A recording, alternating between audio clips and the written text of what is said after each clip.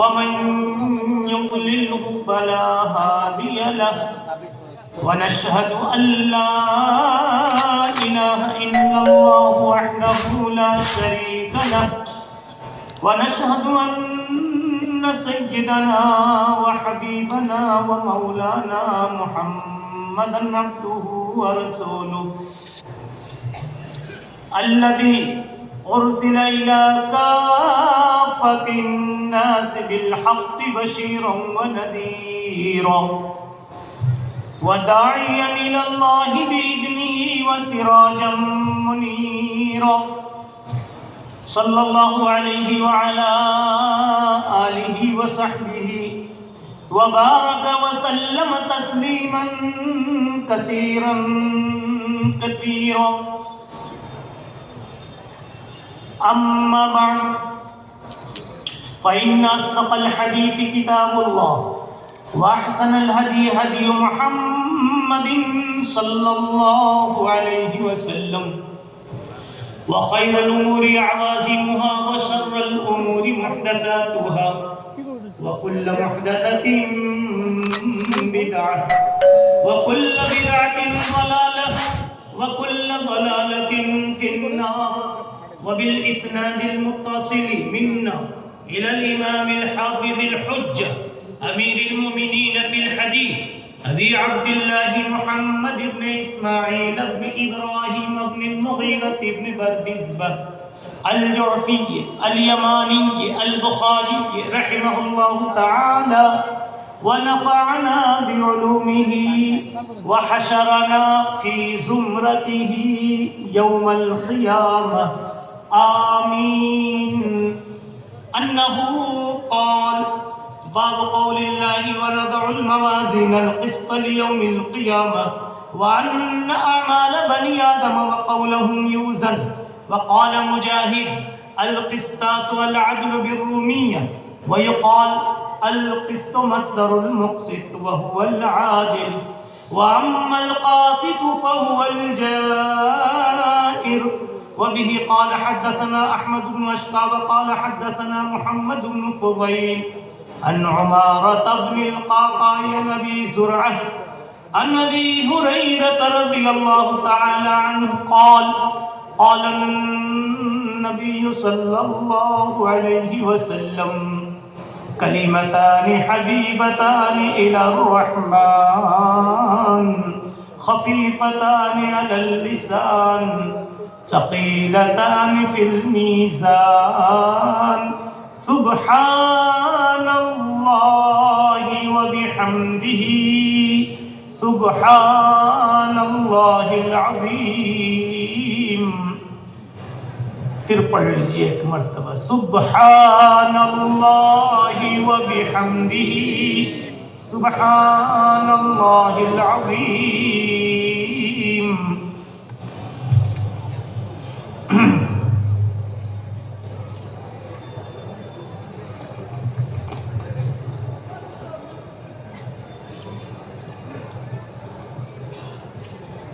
سب سے پہلے سب سے اول ہمیں ایک لمحے کے لیے اپنے رب کی طرف خلاق عالم کی طرف اللہ رب العالمین کی طرف متوجہ ہونا ہے کہ اللہ اگر توفیق نہ دے،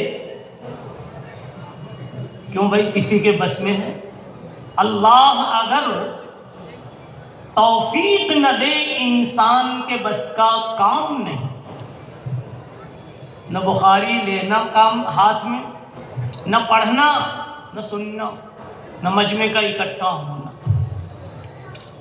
اس وقت اپنے پاس کل دعا سمیت شاید کی 30 منٹ ہو، آدھا گھنٹہ، اور مجمع کی کثرت، مجمع کی طلب، مجمع کی نگاہوں میں بھرا ہوا جوش محبت، جامعہ حاضہ کے در و دیوار اور ان کی رنگت، اس کی برکت، یہ سارے عناوین اپنی جگہ، اور اس کتاب سے متعلق مضامین اپنی جگہ. دسترخوان پہ اتنے آئٹمس ہیں کہ سمجھ میں نہیں آتا کہ کسے ہاتھ اٹھائے کسے ہاتھ لگائے. اچھا حال یہ ہے کہ ہر آئٹم توجہ چاہیے، ہر آئٹم اتنا قیمتی ہے اس مجلس کا کہ ایسا لگتا ہے کہ اس دسترخوان کی ہر بوٹی جو میرے ہاتھ لگ گئی وہ سب سے زیادہ لذیذ ہے. وقت تو نہیں ہے، اس لیے میں متفرق طور پر کچھ باتیں شریعت، صاحب شریعت محمد رسول اللہ صلی اللہ علیہ وسلم کے تعلق سے، کچھ اللہ کے تعلق سے، کچھ ان دلہوں کے تعلق سے. دلہا ہے نا یہ، اللہ ان کی دلہنیں مقدر فرما دیں گے. ارے وہ تو تیار ہے میرے بھائیوں، زمین پر بھی ہیں آسمان پر بھی. جی جی خیر آئیے، وقت نہیں ہے.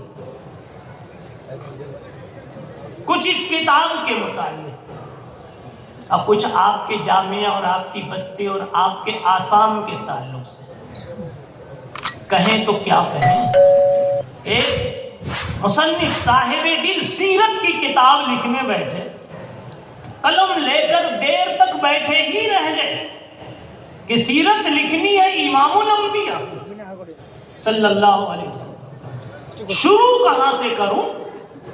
جس عضو مبارک کو دیکھتا ہوں، جس عضو مبارک کو آپ کے جسم کے جس عضو مبارک کو پہلے چھیڑنا چاہتا ہوں، سارے دوسرے اعضاء کہتے ہیں کہ اور ہم یعنی ہر عضو کہہ رہا ہے پہلے مجھے دیکھو. فارسی اگر سمجھتے ہیں پگڑی والوں تو دوہراؤں، میں اکابر سے نہیں خطاب کر رہا ہوں. زفرق تاب قدم، فرق کہتے ہیں سر کے بیچ میں مانگ جو نکالی جاتی ہے، قدم کہتے ہیں قدم کو. سر ہلائیے جی. زفرق وہ کتاب لکھنے والا سیرت کا کہتا ہے، زفرق تاب قدم ہر کجا کی بھی نگرم. نبی پاک صلی اللہ علیہ وسلم کی مانگ مبارک سے لے کر پاؤں کے تلوے کی چمڑی کی رنگت تک جتنے بھی عضو پر نگاہ ڈالتا ہوں، ہر عضو کہتا ہے پہلے مجھے دکھا جاؤ. اور یہ بالکل واقعے کے مطابق ہے. میرے مصطفیٰ کا ظاہر بھی، باطن بھی، خلق بھی، خلق بھی، خلق بھی، خلق بھی، جسم بھی، روح بھی، سب کچھ ایسا ہی تھا کہ لکھنے والا متحیر ہو جائے کہ پہلے لکھوں تو کسے لکھوں. نہ لکھوں کا تو سوال نہیں، لکھوں تو پہلے کسے لکھوں.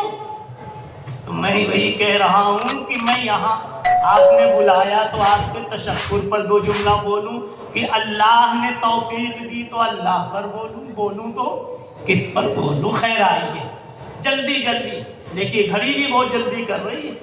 کوئی صاحب دل ہو تو روک دے اس کو، ہے کہ نہیں. آئیے دلچسپی لیے بہت جلدی. سب سے پہلی بات، گود میں بچہ لے جو باپ بن چکا تو کہے یہ اللہ کی عطا ہے. ہم بھول جاتے ہیں میرا بیٹا ہے یہ تو بولتے ہیں، گود میں لیتے ہیں تو اللہ کی عطا ہے یہ کہنا بھول جاتے ہیں. کیوں بھائی بھولتے کہ نہیں بھولتے؟ میرا نواسا ہے یہ تو بولتے ہیں نانا، میرا پوتا ہے یہ تو بولتے ہیں دادا، لیکن نہیں بولتے.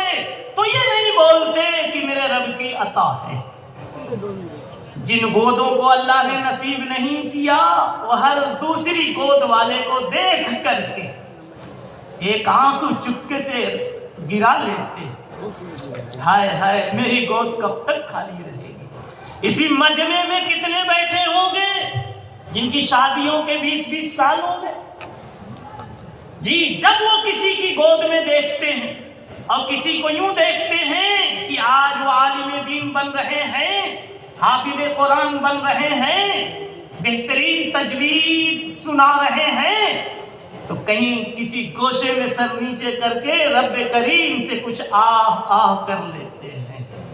میں نے ایک مدرسے میں دیکھا، رأیت بعینی ہاتین، دیکھا کہ ان کے حافظ صاحب تھے، ان کے کئی بچے حافظ اس دن بنے تھے، ان کی خوشی کا دن تھا، لیکن وہ ایک جگہ بہت دھاڑے مار کر کے کھمبا پکڑ کر رو رہے۔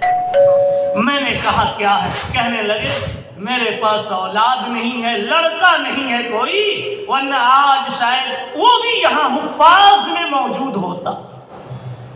اس پر میں نے کہا اللہ اگر توفیق نہ دے، اب آپ بھی تو مانیں گے نا، مولوی تو بغیر دلیل کے مانتا نہیں، اللہ اگر توفیق نہ دے، انسان کے بس کا کام نہیں۔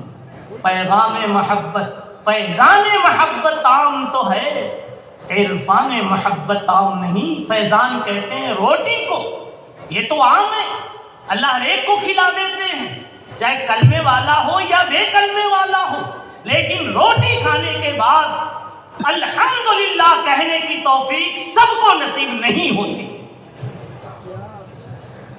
فیضان روٹی کو کہتے ہیں، روٹی کے بعد الحمدللہ کہہ لیں، اس کو عرفان کہتے ہیں۔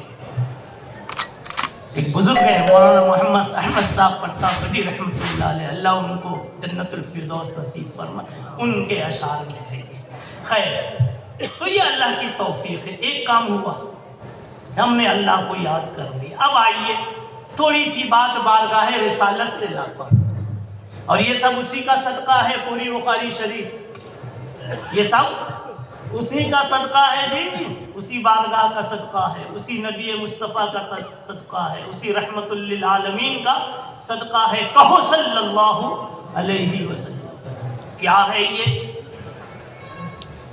تھوڑا سا آپ پیچھے جائیے، مکہ ہے اور مدینہ، ڈھکیلے جا رہے ہیں، دھکے دیے جا رہے ہیں، زبانیں بند کرنے کی کوششیں ہیں، سب ہے نا، مکے میں بھی اور مدینے میں بھی، رنگ روپ مخالفت کا جدا جدا ہے۔